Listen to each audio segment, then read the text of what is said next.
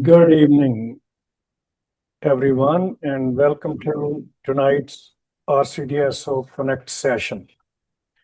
I'm Harinder Sandhu, President of the RCDSO Council. Joining me this evening is Lara Thacker, Governance Specialist. We're pleased to welcome you to tonight's session, Get Involved, Council, Committees, and the 2026 election. Thank you for taking the time to be with us. Tonight's session is about participation and the important role registrants play in RCDSO governance. Whether you are interested in serving on council, joining a committee, or learning more about the college governance, we hope you will leave with a clear understanding of how to get involved. Over the past several years, the college has undertaken significant governance modernization, and these changes are designed to strengthen public protection, improve governance effectiveness, and ensure the college benefits from a broad range of skills, expertise, and perspectives in its decision making. This is an exciting time for the college. Many of these changes will be reflected in the upcoming election and committee appointments. Tonight, we will cover three key areas. Number one, opportunities to serve on council and committees. Number two, the council candidate application process and the new province-wide election model and voting. We will also leave time at the end of the presentation for questions. Before we begin, a quick housekeeping note. This session is not eligible for continuing education credits. The focus is on governance, elections, and committee appointments rather than clinical or practice-based learning. As a result, it does not meet the criteria for CE accreditation. We wanted to mention this upfront so expectations are clear. With that all, I will hand things over to Lara. Lara, on to you. Thank you, Harinder. Good evening, everyone. Before we begin tonight's session, we'd like to recognize the privilege of gathering online this evening by sharing a land acknowledgement. The RCDSO is on the traditional lands of the Mississaugas of the Credit, the Anishinaabe and the Haudenosaunee, and the Huron-Wendat peoples. These traditional lands are known to some as Toronto. Toronto is covered by Treaty 13 with the Mississaugas of the Credit and is home to many diverse First Nations, Inuit, and Métis people from across Turtle Island. This land is also part of the Dish with One Spoon territory, a treaty between allied nations to peaceably share and care for this land. We accept our responsibility to each other and this land we live and work on in a spirit of peace, friendship, and respect. We are committed to actively supporting the necessary work towards truth, reconciliation, and equity. We embrace our role in regulating dentists, in protecting the public interest, and strengthening our partnerships with Indigenous communities to advance access to safe and equitable oral health care. Thank you. Now, before we get into the election and application processes, I'd like to take a step back and talk about why this work matters. At its heart, the college exists to protect the public.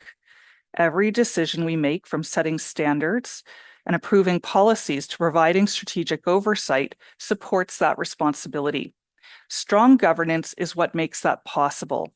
Over the past several years, you've heard Harinder mention, the college has been modernizing its governance framework to ensure it remains effective, accountable, and responsible to changing public expectations and an evolving healthcare environment. Our focus has been on building a governance model that is competency-based, transparent, accountable, inclusive, and focused on the public interest. These principles help ensure that we have the right people with the right skills and perspectives, contributing to important decisions on behalf of the Ontario public. So whether someone serves as an elected dentist, an academic member, a public appointee, or non-council committee member, the expectation is the same. Decisions must be made through the lens of public protection. This commitment to the public interest is at the core of modern professional regulation and our governance modernization efforts. Today, patients, governments, and the public expect regulators to demonstrate sound decision-making, transparency, accountability, and diverse perspectives. As healthcare regulation becomes more complex, strong governance is essential to maintaining public confidence in the profession. But the success of that model depends on participation. So whether you decide to run for council, apply to serve on a committee, or vote in the upcoming election, your involvement helps strengthen the college's ability to protect the public and serve its mandate effectively. No matter how you choose to participate, your contribution helps shape the future of dentistry regulation in Ontario. So let's start with council. Council is the governing board of the college.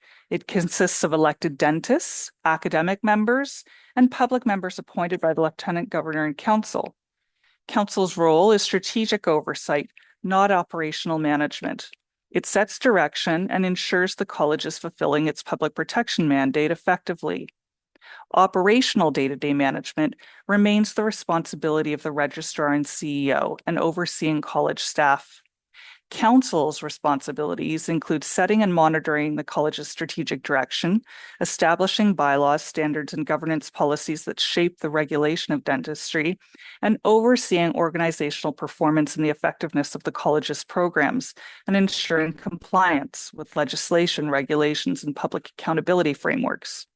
An important point for prospective candidates to understand is that council members do not serve as representatives of a particular group or region of dentists or the dentists who elected them. Council members have a fiduciary duty to act in the public interest. That means they place the interests of the public ahead of personal interests and the interests of the profession. Some of you may be interested in serving, but wonder what the actual time commitment looks like. So let's talk about that. Council currently meets for 4 full-day in-person meetings annually in Toronto and 2 half-day virtual meetings annually. In terms of meeting preparation, it's typically 1/2 to 1 day per meeting, and they are also expected to serve on at least 1 committee. So council service does require a meaningful commitment of time and engagement. Candidates should carefully consider the commitment and discuss it with partners, associates, employers, and anyone who may be affected. We want prospective applicants to have a realistic understanding of expectations before deciding to run. The goal is to ensure council members can actively contribute and participate. Let's now turn to the 2026 council election and what prospective candidates can expect throughout the application process. In December, registrants from across Ontario will elect 7 dentists to serve on council. This election marks a very important milestone in the college's governance modernization journey. For the first time, all registrants will vote in a province-wide election and will be able to select candidates from anywhere in Ontario.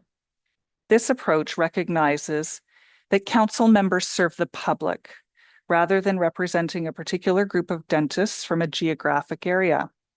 The goal is to ensure council benefits from a broad mix of knowledge, skills, experience, and perspectives, enabling it to effectively oversee an increasingly complex regulatory environment. To support the transition to staggered terms, successful candidates from this election will serve 1, 2, or 3-year terms based on election results. This approach helps maintain continuity of experience on council while creating regular opportunities for renewal and new perspectives. So let's walk through the application process. Step 1, completing the orientation module.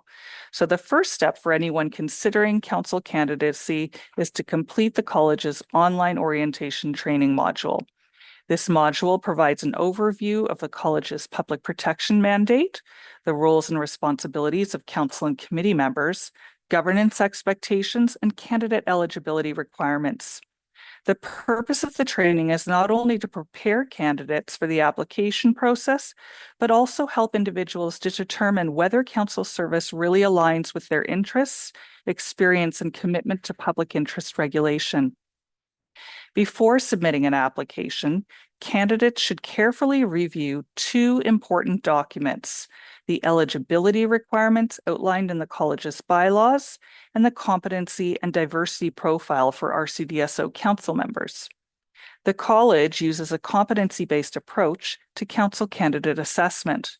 This means candidates are assessed on the knowledge, skills, attributes, and behaviors required to be an effective council member. Candidates must meet all eligibility requirements and demonstrate the prerequisite competencies identified in the competency and diversity profile. The profile for this year's election is unrestricted. What this means is that this year the college is seeking candidates with any combination of the skills and attributes set out in the competency and diversity profile. Step 3. Candidates must complete the online council candidate application form. The application is designed to help the governance committee assess both eligibility and suitability for the council role. It includes several components. So, eligibility questions. Applicants will be asked a series of questions regarding eligibility requirements established in the bylaws. These include matters such as professional conduct history, compliance with college requirements, and potential conflicts of interest. For example, candidates cannot hold leadership positions with organizations whose mandates conflict with the college's mandate to regulate dentistry in the public interest. So, serving on a board of a professional advocacy organization, such as the Ontario Dental Association, would generally be considered a conflict. There is also a 3-year cooling off period that's intended to ensure that members can fully align with the college's public protection mandate. So applicants are encouraged to review the bylaw requirements carefully before applying. If eligibility concerns arise during the review process, college staff will follow up directly with the applicant. The next section has to do with declarations. Applicants are required to review and acknowledge several important declarations. These declarations reflect expectations of all council members, including commitments to act in the public interest, comply with council's code of conduct, maintain confidentiality, and support and uphold council decisions once they've been made. Like most governing boards, council operates on the principle of collective decision-making. Members may express different viewpoints during deliberations, but once a decision is reached, council speaks with one voice. Competency-based questions. Applicants will be asked to respond to competency-based questions that require examples from their professional, volunteer, governance, or leadership experiences. These responses help demonstrate how candidates have developed the skills and behaviors needed to contribute effectively at the council table. Candidates will also complete a self-assessment against the council competency framework. This helps applicants reflect on their strengths and areas of experience while providing additional context for the assessment process. Equity and representation. Candidates will be invited to complete a voluntary equity and representation questionnaire intended to help identify gaps in representation, inform future recruitment strategies, support effective onboarding and training, and provide insight into the demographic composition of individuals seeking and assuming leadership roles within the college. Finally, applicants will provide a brief candidate statement, a current resume, and a professional headshot. The candidate statement and headshot will later form part of the election materials made available to voters. There are guidelines for both candidate statement and headshot, and we encourage you to review them carefully and put your best foot forward, as these materials will help inform voters during the election process. All application requirements must be completed and submitted by Friday, September 18th at 4 p.m. Later incomplete applications cannot be accepted. The final stage of the candidate assessment process is a virtual interview. All applicants, including incumbent council members seeking re-election, participate in this step. The interview is an important part of competency-based assessment and provides candidates with an opportunity to further demonstrate the competencies required for effective council service. Following its review of written applications and interviews, the Governance Committee determines candidate eligibility and assesses each applicant against the council competency framework. Eligible candidates will then move forward to the election process. If you've ever wanted to help shape the future of dentistry regulation in Ontario, I encourage you to explore this opportunity. Serving on council is a unique way to contribute your experience and make a meaningful impact. One of the most important governance modernization changes this year is the move to a province-wide election model. In December, every eligible registrant will be able to vote for up to 7 candidates from across Ontario rather than solely within a geographic region. Voting is one of the most important ways registrants can influence the future direction of regulating dentistry. Even if you aren't interested in running, we strongly encourage you to vote in the election. The voting process is straightforward. You receive an email from Big Pulse. You will click on a link to access the ballot. You'll be asked to verify your name. Once your identity is confirmed, you will be directed to a secure personal voting page to complete your ballot. Each candidate's information will be linked to the ballot for your review. If you've not voted by the day before the election, you will receive a reminder. The names of the 7 successful candidates will be posted on the college website once the results have been finalized and the candidates notified. So the key election dates for this upcoming election are noted on this slide, and they're also available on the election webpage. Voting is a very important avenue for participation. Now let's turn to committee service opportunities. This is a great way to get involved with the college. Many registrants begin their regulatory journey by starting as a non-council committee member. It's often the first step towards deeper involvement and can provide valuable insight into how professional regulation operates. To understand committee service, it's helpful to understand distinct roles of council and committees. Council serves as the college's governing board, overseeing the organization's affairs, establishing strategic direction, approving bylaws, standards, and policies, and monitoring the effectiveness of the college's programs and regulatory activities. Committees, on the other hand, support the college's regulatory work in a variety of ways. Some committees review issues and develop policy recommendations that are brought to council for approval.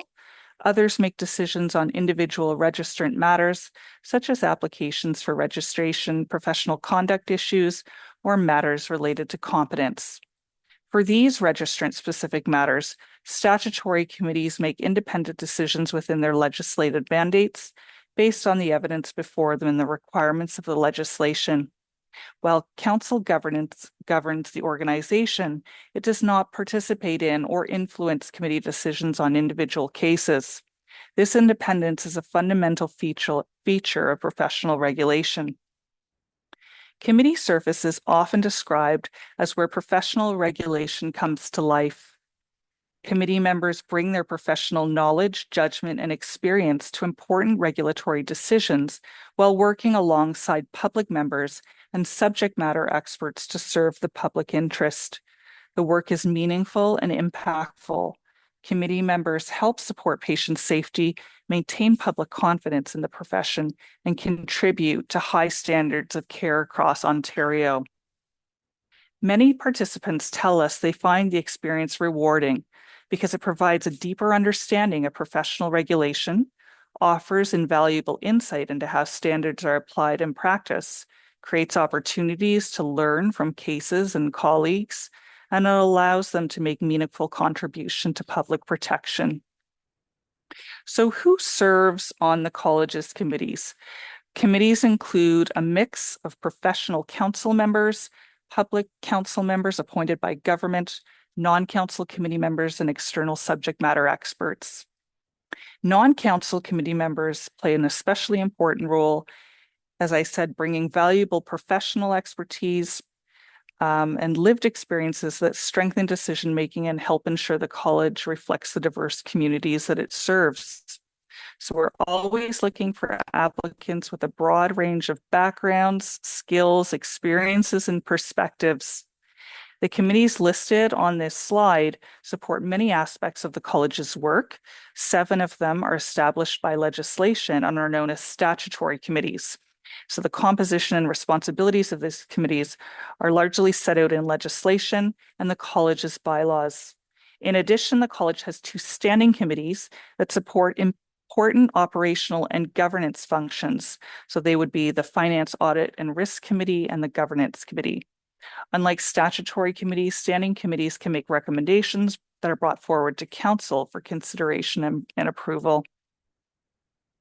Before applying, registrants should complete the college's online orientation and training module, the same module that council members will complete, and they're required to complete it as part of the application process by the application deadline. Registrants should review the eligibility requirements outlined in the college's bylaws.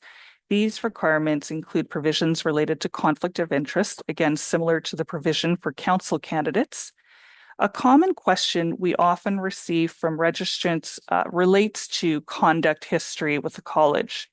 So having been a subject of a complaint or an investigation does not necessarily make someone ineligible to serve.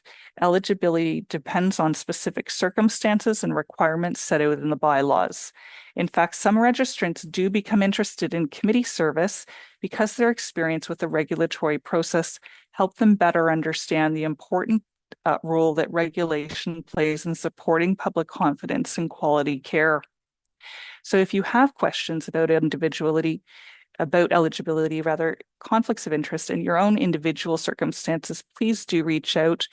We encourage you to contact us directly and we can give you clear information about your potential eligibility.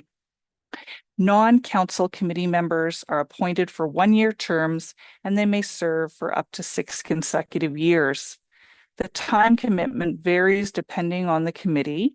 Detailed information for each committee will be available on our website. Most committee work is now conducted virtually, although some meetings continue to be held in person. There's also some per diem compensation provided for participation in committee work. Applications are carefully reviewed by the governance committee. So in making its recommendations, the committee considers a number of factors, including the committee mandates and needs, the required competencies, diversity of perspectives and representation, and availability and capacity to serve. The governance committee then recommends a slate of committee members and chairs for council's consideration. Council makes appointments in January and applicants are notified of the outcome shortly afterward. So this fall, the college will once again be seeking applications for non-council committee positions. So we'll issue a call for expressions of interest. So stay tuned for that.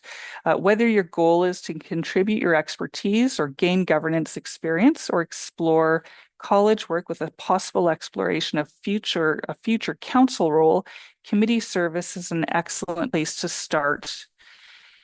So we've covered quite a bit of information so far, but we'd like to use the remainder of our time to take any of your questions about council service, committee opportunities, competency requirements, the application process, election timelines, maybe voting, anything that comes to mind. So if you have a question, please type it into our Zoom Q&A. And don't be shy, whether you're curious about governance changes or the realities of serving on councillor committees. We're happy to answer your questions. And sometimes the questions that feel the most basic are the ones many others are wondering about as well. So let's open up the Q&A.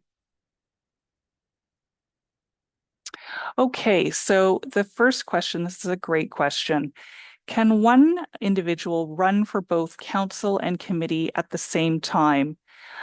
What you want to do is if you're interested in running um, for council, is submit an application for the council candidate application form that's due by September 18th. And if you are successful in the election, then you are a council, you become a council member and you will be appointed to committee as a council member.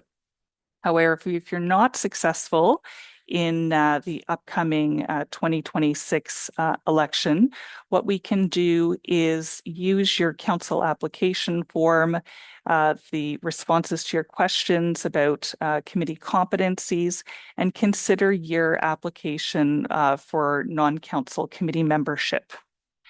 So I hope that's clear. We'll make sure that that is clear on the website and in our communications to registrants, but that's an excellent question. So if you're not elected for council, then you would apply as a non-council committee member.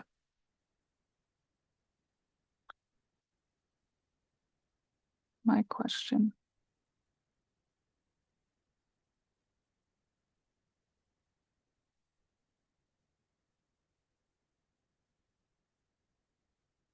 I'm seeing a question about council commitment.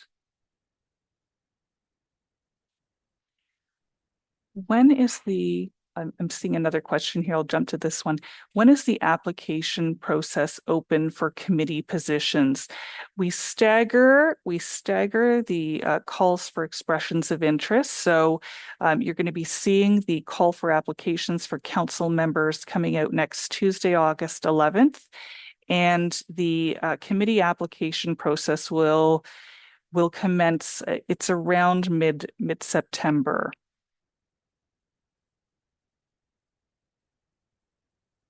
See if we can. Okay. We've got another question here. Hypothetically, what happens if all 7 council election results are from one geographical location, such as Toronto? This is a great question. So one of the sort of changes that the council approved as part of the governance modernization package is that there will be a gap analysis conducted after each election cycle, and they'll take a look at the composition, the full complement of council, whether there are any important perspectives that are missing. And if they feel that there are sort of a particular regional perspective that is important, or small or rural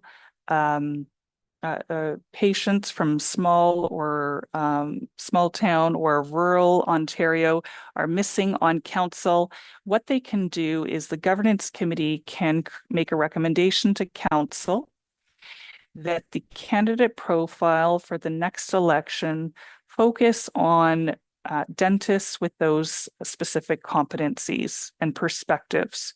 And they would make that recommendation to council, and council would take a look at that and they would vet that, and that would influence the candidate profile for the next election. So that is one of the benefits of some of the governance changes that were recently approved by council, is that there's greater flexibility now and an opportunity to ensure that there really is a mix of the right mix of skills and experience and perspectives on council, and that can be addressed in an evidence-informed way. So through a gap analysis, and then the development of a candidate profile for the next election. So the governance committee and council are constantly reviewing that data and making recommendations to make sure that the council builds the capacity that it needs to make informed decisions. Okay. how much time commitment is involved in sitting on the various committees? Can a person who works full-time have time to serve on committees? What you're going to find, this is a great question, is that on the application form, we've got links to sort of a time commitment table that includes council service as well as the service time commitment expectations for each committee. So it's broken down in great detail, the number of in-person meetings, the number of virtual meetings per year that are expected, the kind of preparation that's required to serve on the committee, orientation and training, I believe, is listed in that table. What the application form will do is ask candidates to express, their availability. So you're going to want to think about, whether there are particular days that you're not available, what your capacity is maybe in service days per month, and you're going to indicate that on the application form. The governance committee is going to take a look at all of this and make decisions based on considerations which include your availability and capacity to serve. And if you do have any questions about committee service, do please reach out to the college. You're going to see our election email address, and we're happy to answer your individual questions. So does individual non-council committee have a different application date in the fall? Yes, they will. I want to say it's around mid-September, but we'll put notices out, and you can reach out to the elections staff. We'll have some information available on our website. Just looking through to make sure I'm capturing all the questions. This is a great one. Whom could we consult to determine which committee we might be the most effective?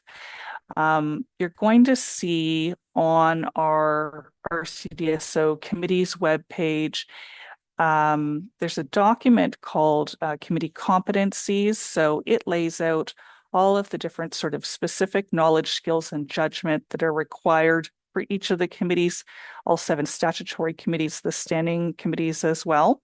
So you're going to want to look at those, and you're going to see on the application form, there's an opportunity to self-assess your proficiency against all of those committee competencies on sort of a 4-point scale. You're going to see some competency-based questions where we're trying to draw out your competency and how you demonstrated some of those skills in the past in your professional work, your volunteer work, and leadership opportunities. And there are going to be some eligibility requirements that you're probably going to want to take a look at too. So the governance committee will take a look at all of this information, as well as the composition of the current council members, and they will take that into consideration when they are recommending committee appointments to council.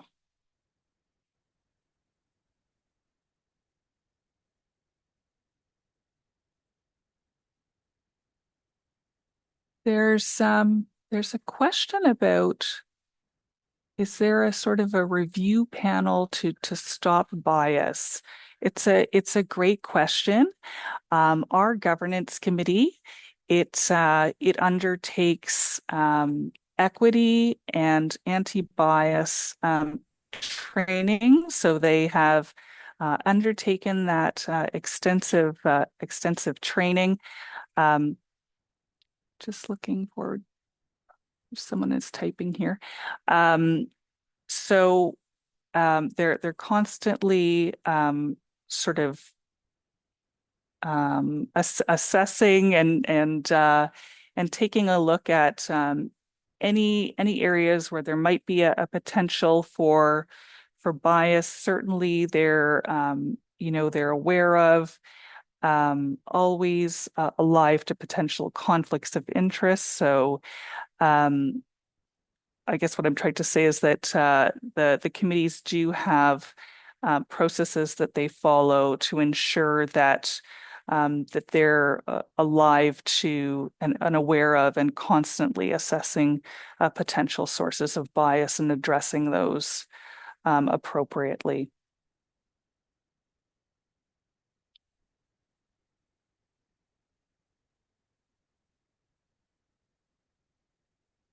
So there's a question, will the application include questions identifying gender, identity, race, ethnicity, and age?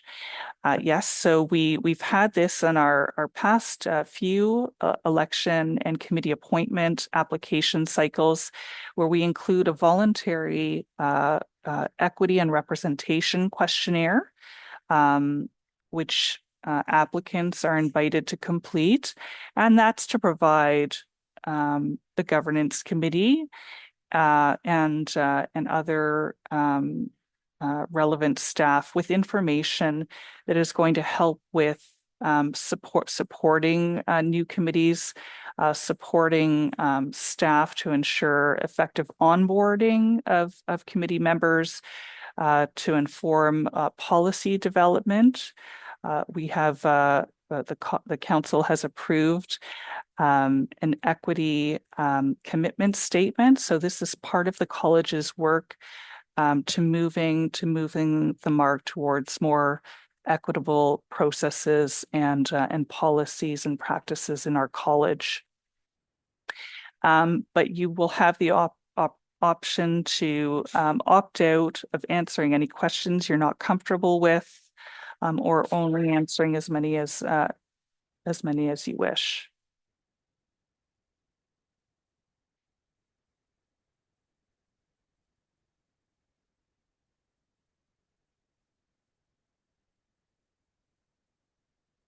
So we've been through, I think, the requirements for application to council. Again, you're going to see them listed in a nice sort of infographic in the call for applications on Tuesday. That's going to be issued by the college. So keep an eye on your inbox. We're also going to have information posted on our website. More information about the application process.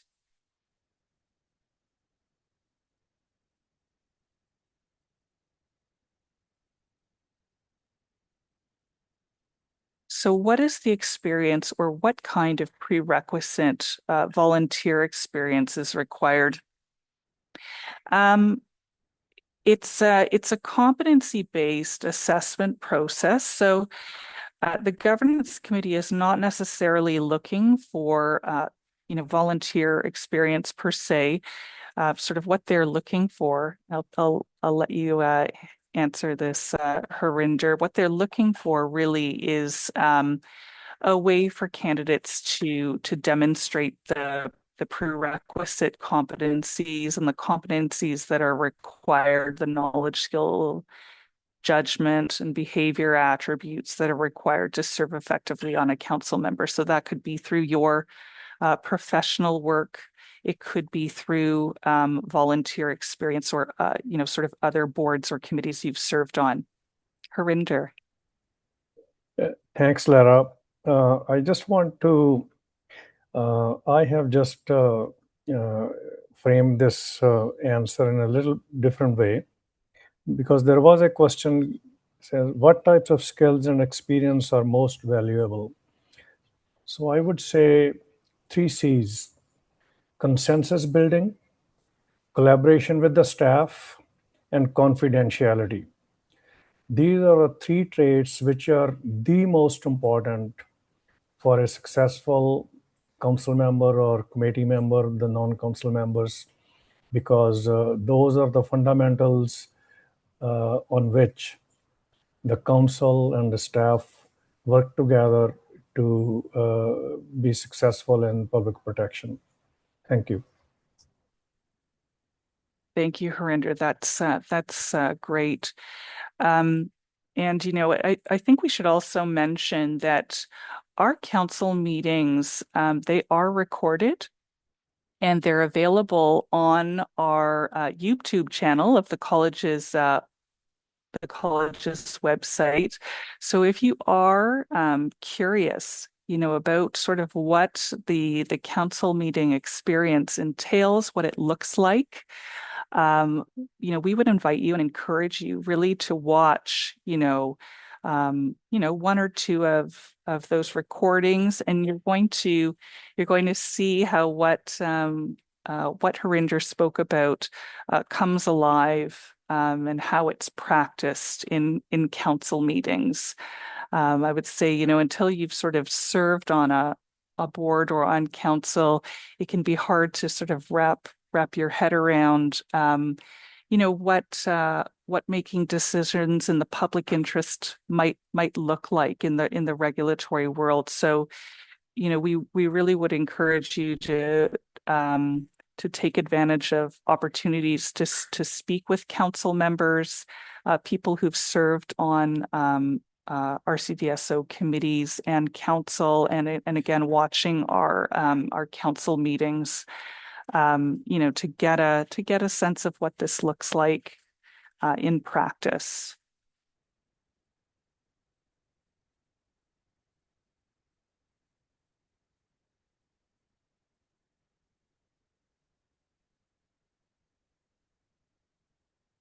Let's take this one. So, um, how can first-time applicants sort of successfully run for election to council? I would just say, don't let being sort of a first-time candidate discourage you. Um, what we would suggest is, sort of focus on sharing your skills and unique experiences and the value you would bring in your commitment to serving the public interest, and focus on that, in your statement of interest, because that's going to become sort of available on the college's website. There will be a link to that on the ballot. So if showcase your unique skills and experiences, your interest and enthusiasm in governance and public protection, and sort of your vision for contributing to the college's work, that's going to help you.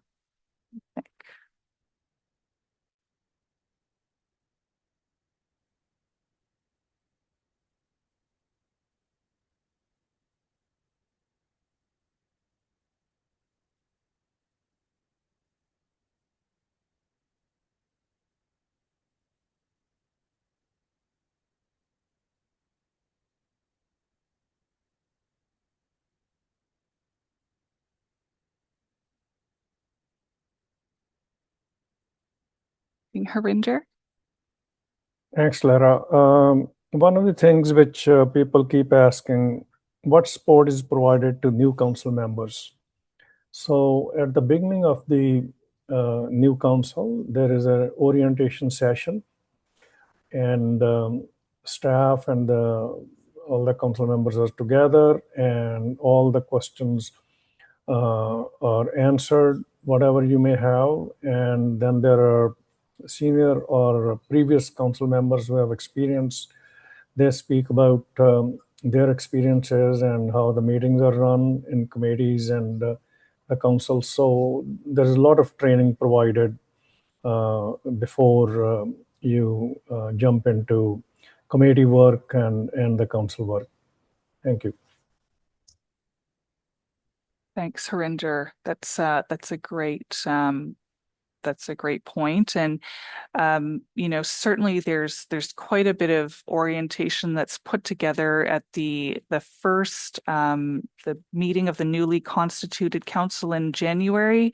But the learning doesn't stop there. There's often training on conflict of interest, the public interest, the effective board staff relations, and then we'll weave in orientation and training throughout the year, where it seems relevant and to have the most value. And sometimes at the pre-dinner meetings before the council, there will be opportunities for education at those too. So, we often have really dynamic speakers and educators come in and speak to council. So that's another, I would say, benefit of being able to serve on RCDSO's council.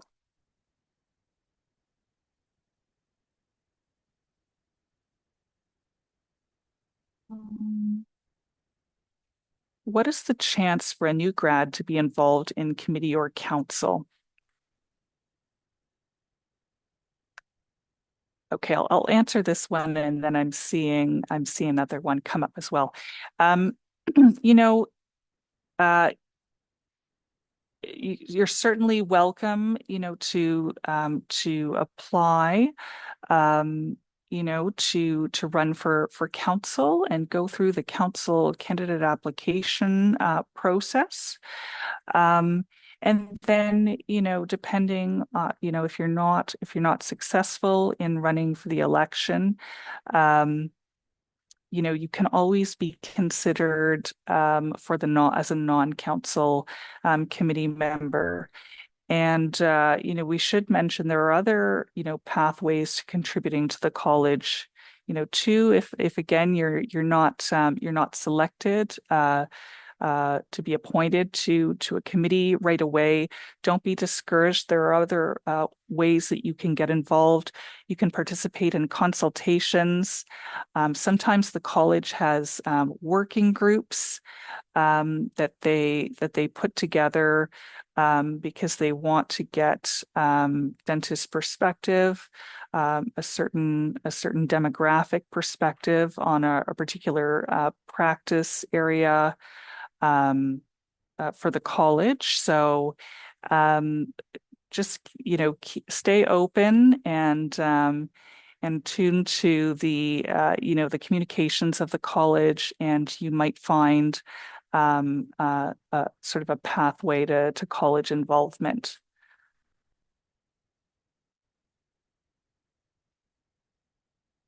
And I think, Leslie, you had indicated that there was a question about a cooling off period. I think somewhere. So, if you have recently served in a leadership capacity with an organization that has a competing sort of mandate to that of the college's public interest protection mandate, such as serving on the board of the Ontario Dental Association, there is what we call a cooling off period. So that's a period um, of 3 years where you are not eligible to run for election to serve on council or a committee. And that addresses, sort of real and sort of perceived conflicts of interest. So it's a period of time that's required to, satisfy not just the college, but, members of the public and other stakeholders that you are fully aligned with the college's public protection mandate. And that's really important because that helps protect the integrity of the position, the integrity of the college's work. And so that's why we have that 3-year cooling off period.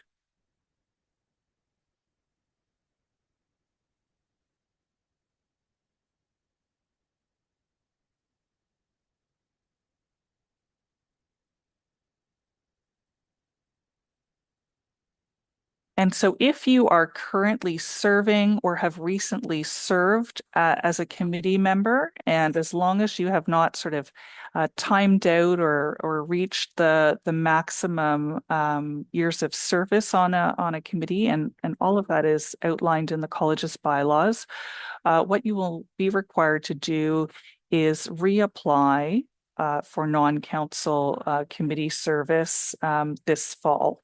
Okay, so that will be clearly communicated to all registrants. Part of the modernization changes are moving from biannual committee appointments to annual committee appointments. It doesn't necessarily mean that your committee service is ending, but it's an opportunity for the governance committee to take a look at all of the applications and make a new set of recommendations for committee appointment to council in January.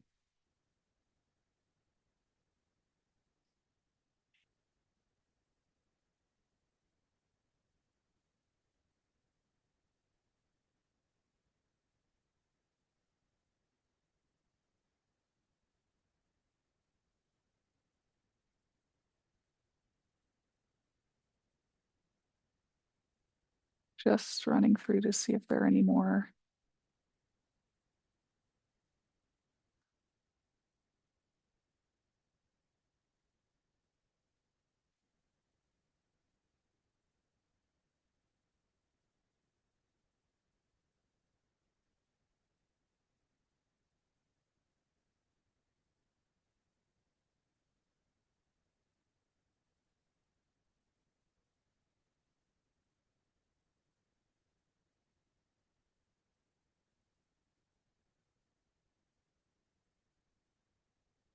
Okay, I think we've addressed sort of the majority of the questions. So Harinder, did you have any sort of final comments you wanted to add at this point? Thank you very much, Lara, and I want to thank you first for a great presentation and very clearly outlining everything and answering the questions. I thank you for all the participants to join us this evening. Whether you choose to run for council, apply for committee service, or vote, your engagement is very important. It helps strengthen the regulation of dentistry in Ontario and supports public trust in the profession. We encourage you to visit the election webpage, review the application materials when they become available, and consider how you can contribute. We hope to see many of you participate in the 2026 election process. Thank you and have a very good evening.